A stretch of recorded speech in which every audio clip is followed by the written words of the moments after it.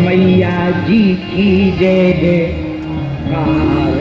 हम भी आए हैं द्वारे, माँ कर दो।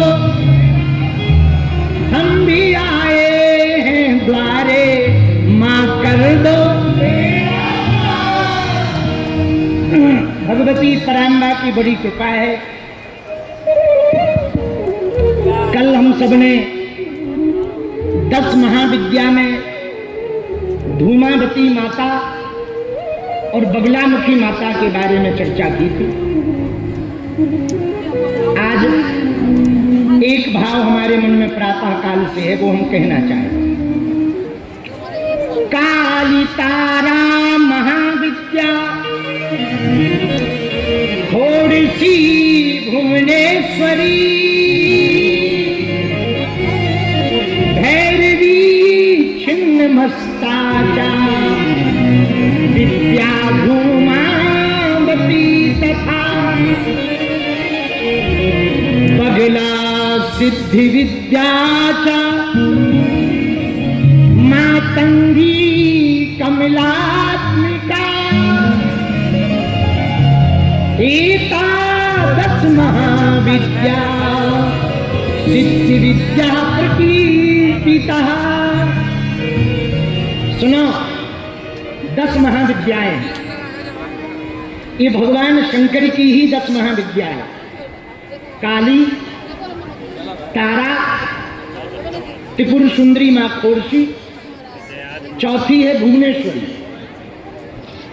5वीं 10 महाविद्या में है भैरवी, 6वीं है छिन्नमस्ता, 7वीं है धूमावती, 8वीं है बगलामुखी, 9वीं है मातंगी, 10वीं है कमला। ये भगवान शंकर की ही 10 महाविद्याएं हैं। सबके अवतार का अलग अलग कारण है। तो काली का अवतार क्यों हुआ, उसका वर्णन हम आपको बता ही चुके। चंडमुंडो रक्त बीजो, चंडमुंड रक्त बीज, ये शुंभ निशुंभ के सेवक थे। तो रक्त बीज नाम का दैत्य जब भगवती शाकंभरी माता से लड़ने आया, तो रक्त बीज को वरदान था कि तुम्हारे जितने भी खून की बूंदें गिरेंगी, उतने ही रूप तुम्हारे शरीर के बन जाएंगे। अब माता लड़ते लड़ते हैरान हो गई। रक्त बीज को तीर मारे, उसकी खून का बूंद गिरे और उतने ही रक्त बीज प्रकट हो जाए। जब रक्त बीज नहीं मरे, तो भगवती ने, मां शाकंभरी माता ने काली का रूप धारण किया। और काली का रूप धारण क्यों किया, जीभ बाहर निकाली। तो पहले तीर मारे और जीभ को इतना लंबा भगवती करें कि रक्त बीज की खून की बूंद पृथ्वी पर ना गिरने दें, अपनी जीभ से चाट लें, ताकि दूसरा कोई रक्त बीज और ना हो पाए। तो काली माता का अवतार इस कारण से हुआ। लेकिन दूसरी महाविद्या कौन है, आहा, काली तारा। तारा पश्चिम बंगाल में कोलकाता के पास एक पीठ है, शायद कलकत्ता से 60 किलोमीटर ही है, 30-40 किलोमीटर है।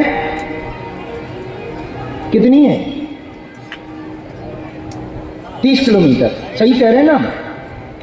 कलकत्ता से 30 किलोमीटर की दूरी पर एक पीठ है, तारापीठ। ये 10 महाविद्या की दूसरी देवी है। कौन सी देवी है, बोलो बोलो, दूसरी। तारा में, तारापीठ में भगवती तारा विराजमान है। अच्छा, ये तारा रूप में क्यों बनी, ये मां स्वरूप है एकमात्र। वैसे तो सभी मां स्वरूप है, पर भगवान शंकर की भी ये मां। अब आप सुन के बड़ा चौंकोगे, सही कह रहे हैं।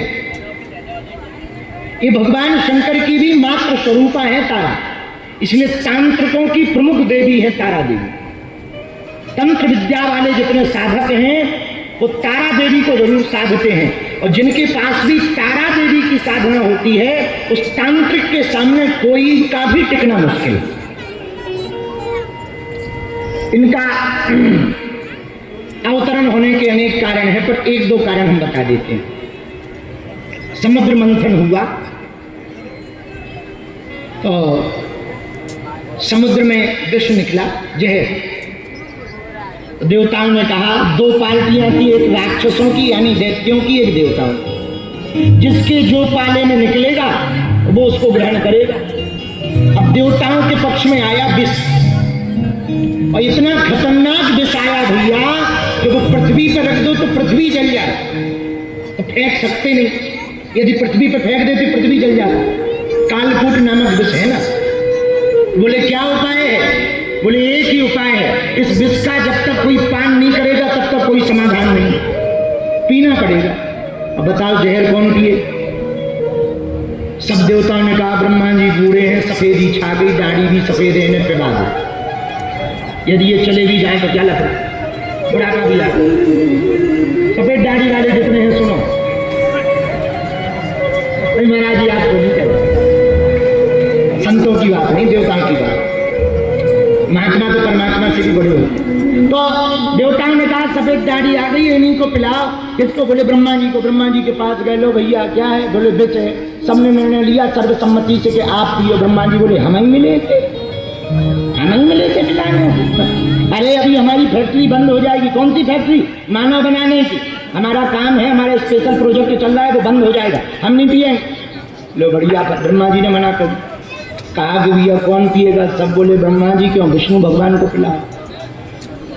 सब विष्णु भगवान की तरफ देखने लगे तो विष्णु भगवान पहले टेढ़ी निगाह करके बोले इधर तो शादी ही नहीं भई, अभी कुछ हुआ है। हमने कहा अपने राम जी भी नहीं पिएंगे, दूसरे देवता से कहला दिया, तुम कह दो हम नहीं पिएंगे। अब पिए कौन? विष्णु भगवान बोले एक उपाय है। बोले क्या? बोले जो सबसे लास्ट में बैठे, सब भले ही मना कर दें वो हाँ कहेंगे, श्रोता नहीं। जो लास्ट में बैठे तुम ना डरो, तुम्हें नहीं पिलाया जाएगा। सबसे अंत में बैठे थे शंकर जी। बोले भोले बाबा को पिला दो। कहा मनाएगा कौन? विष्णु भगवान बोले वो हमारी जिम्मेदारी। देवता विष लेके गए,